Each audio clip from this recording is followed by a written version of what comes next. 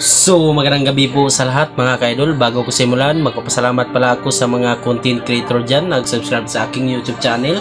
So, kung nahirapan ka sa YouTube channel, paano aangat yung subscriber mo, pati rin ako. So, yun, napag-isipan ko na lahat naman tayo na gustong aangat ng subscriber natin. So, magbibigay ako ng tips sa inyo mga ka-idol. So, dapat mag-post ka ng short views. Dapat kahit copyright okay lang yan kasi yung 55% sa YouTube yan, yung 45% sa iyo yan, hindi ka ma-violation talaga yan pag short views lang talaga. So nakakatulong din yan sa atin kasi ahakot siya ng mga subscribers. So ipapakita ko sa iyo kung yung yung viewers ko sa short views, yun talaga yung nakakatulong ko. So yan mga kaidol, laking tulong na yan yung yan 931k views.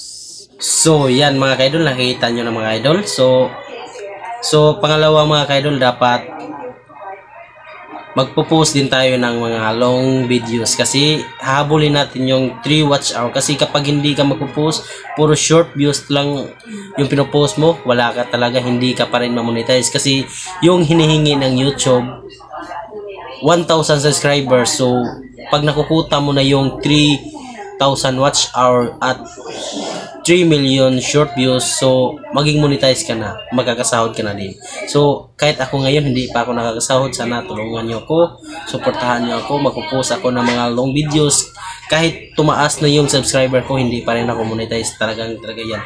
Kasi palagi ko pinapanood yung mga videos na mga tips talaga, yun ginagawa ko talaga yung tips nila, kaya narating ko ngayon tumaas na yung subscriber ko. Kaya so bagong lahat, para makita mo yung ma-manage mo yung YouTube channel mo, mag-post ka ng YouTube Studio. So makita mo yan sa earn, doon mo yung makita mo yan sa earn, tas titingnan mo yung mga requirements bago ka ma-monetize.